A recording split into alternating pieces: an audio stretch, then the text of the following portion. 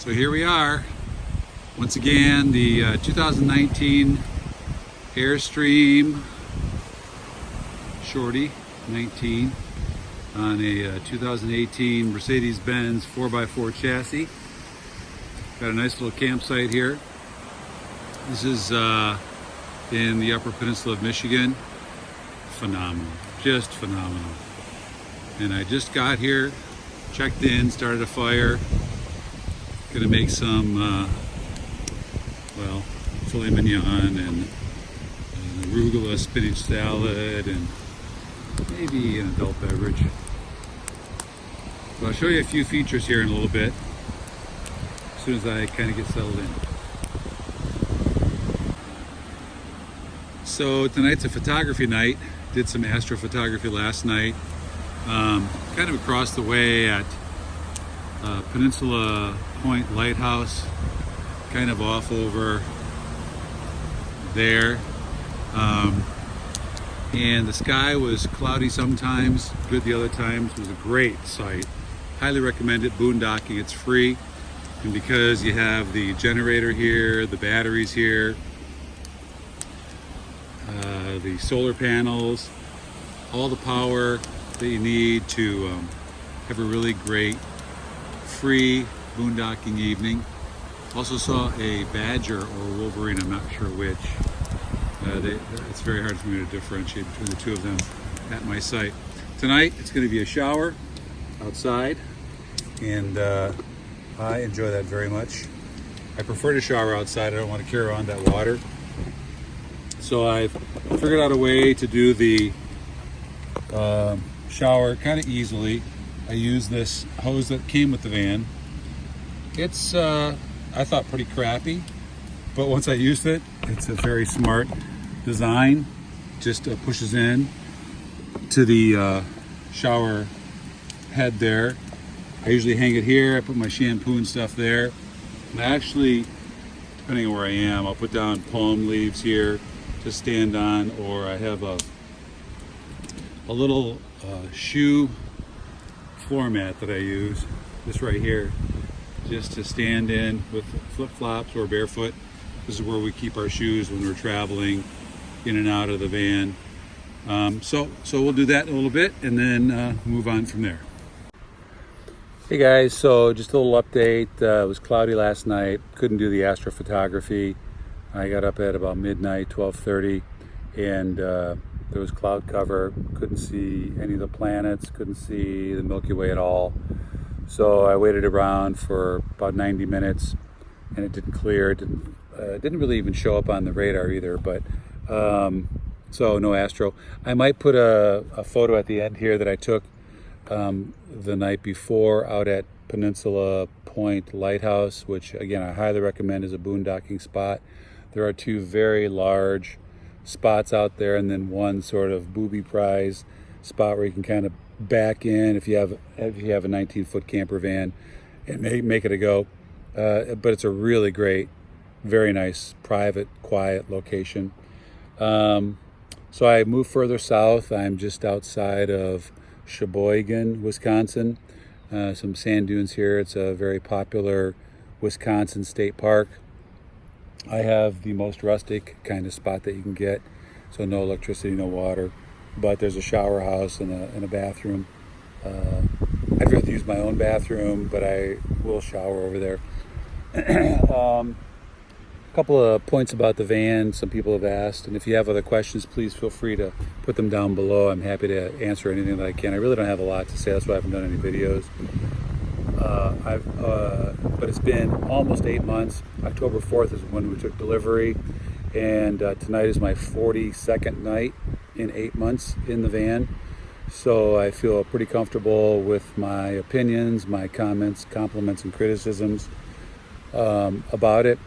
I'll say the bed, which is very important to me. I'm 6'4.5", just under 6'5", and I fit fine in the bed when the back door is closed. When the back door is open and the screen is down like it is now, you can be sure that you're going to lose about 4 inches of space. It's still comfortable. It's not an issue for me. I just don't sleep as well because I'm aware that you really can't touch the screen with your pillow. We usually sleep with our heads to the outside so we can hear the water or whatever the ambiance of the outdoors is. If you touch that screen with your pillow, you can dislodge it from the seams that the screen goes down in, and then bugs can come in. It's easy to remedy by just putting the screen up. It reslots itself and then put it down again. But I usually sleep with it closed. Also, with the back door closed and the side door closed, but the side awning windows open and the fantastic fan on, you get a tremendous amount of cool air coming in. It's sort of counterintuitive to me that when the back screen is open, that both side windows are open and the side door is open all the way. I would have thought that it'd be cooler, more fresh air coming in, but it's actually not at all. The fewer windows you have open, but have something open, and then the fantastic fan on, really cools it down inside very quickly. You know about the 525 amp hour lithium battery that we put in. That's terrific. It charges when we drive. It charges with the solar. It charges with the generator. It charges with everything, and it's just not been a depletion problem whatsoever. I'm really happy that I did that. I think there are other batteries out that are competing now. They're like $1,000 for 100 amp hours or something like that. I'm not really sure, but do due diligence and figure that out. In terms of the things I'm not happy with, the generator attachments, like the battery sort of attachments on the generator, do not have any encasement protection or closure. They're already corroding. I noticed that when I talked to the lithium guys, and that was a month, 2 months into the van. And Airstream says, "Oh yeah, we don't do that. We don't do anything to protect that." It's just kind of silly. They should do something to protect that. That's going to corrode. It's going to be a problem down the road. I do run the generator about 2 hours a month, just because you have to make it happy, keep the oil circulation. It runs off of the LP, so it does consume enough of it. Otherwise, the heat in the van works fabulously on propane.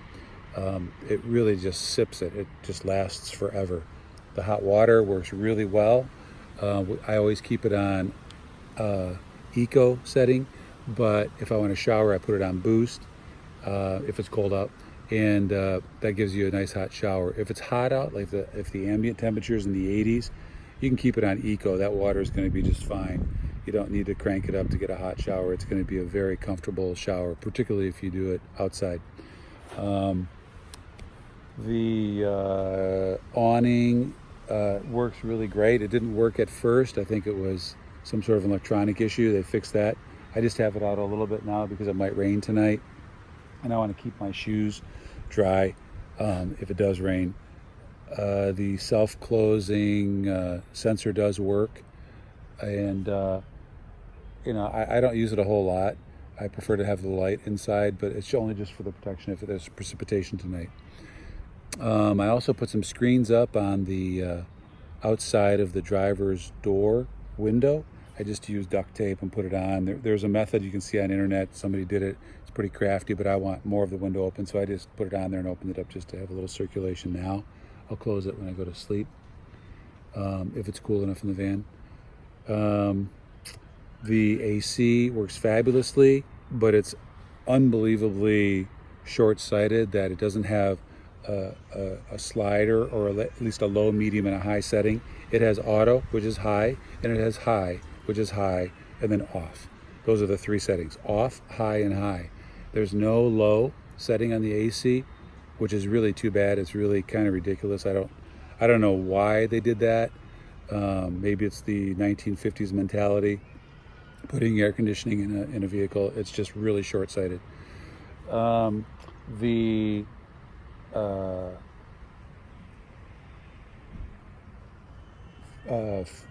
refrigerator works very well. The freezer is very small. It does work very well. Although I did go fishing last week, and I put a nice sized brown trout filleted in there next to my ice cream, and the ice cream melted before the fish froze. So you got to be mindful of the fact that things do kind kind of like a calorimeter. The bigger, warmer thing will win until it gets cold. The rest of the refrigerator is big enough. It's plenty big, holds plenty of food. It's really the perfect size. I think the perfect location. It's nice to see it that high off the ground. The rest of the storage is really good. Some people have asked some questions about the storage. We fold all our clothes at home, and we fold all our clothes in here. One of us takes one side, one of us takes the other side. And then for dirty laundry, we're just kind of figuring that out. It's going to be going in the back. There's a glass sliding window. Just put the dirty laundry back there for now until we develop a bag system. We just talked about that, actually. The pantry, which pulls out, is great. I haven't used it very much, even though I've been in this 42 nights in 8 months.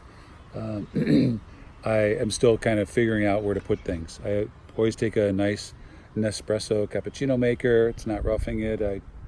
You want me to have my coffee if you're around me. And now I've put that under the sink. And then my wife drinks matcha tea. And we have a temperature controlled boiler that we also put down there. So that's kind of where that stuff goes. And there's still plenty of room for the dry goods and the refrigerated goods and everything in the van. So storage is not a problem.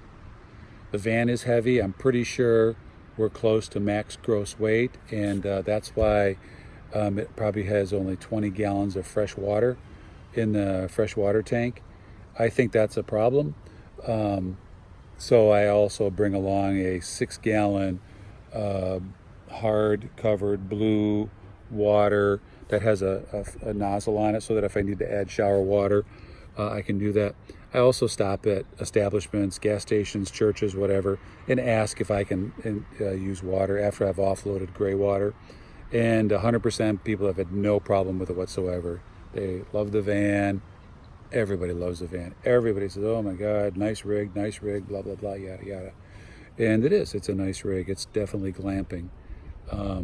It's plenty classy for me. I don't need all this, but you know, it's something that we agreed on as a couple, so it works. Otherwise, the backup camera is a real lifesaver. I'm glad it has the lane assist and all those features on it.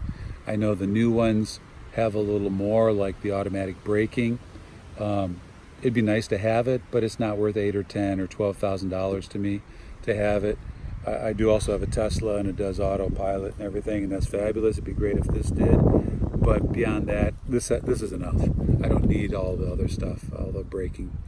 4x4s, I've written, I have an Instagram account that I will see if I can figure out how to put an attachment there. I have a lot more photos, a lot more consistently in that, but it's at John, P-E-G-G-A-U, and it's also, actually it's jpeg.pix.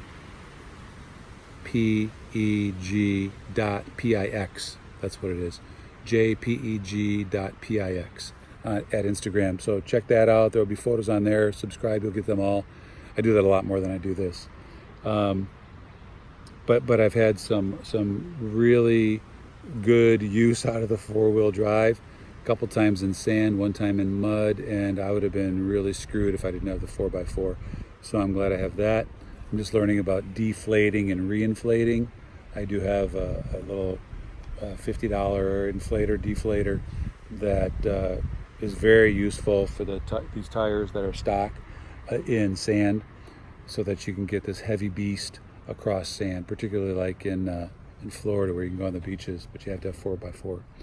So 19 feet 4 inches, or whatever it is, 7 inches, is perfect. I wouldn't go any bigger ever. I like fitting in a regular spot. I have used Walmart's. I have used Cracker Barrel. I've always asked. I've always been told it's fine. Done nothing pushing the limits or sort of illegally, and it's just not a problem. So anyway, if there's anything you want to know, ask, type it in, tell people to subscribe so that it's more worth my while to do this. I appreciate those of you who do watch these. Thank you so much. Thumbs up to you. Please give me a thumbs up. I think that's important to YouTube, and we'll see where this all goes. But again, if you have any questions or you want to know anything else about it or see anything else on video, I'm happy to show you, and just let me know down below. Have a great weekend and have a good summer.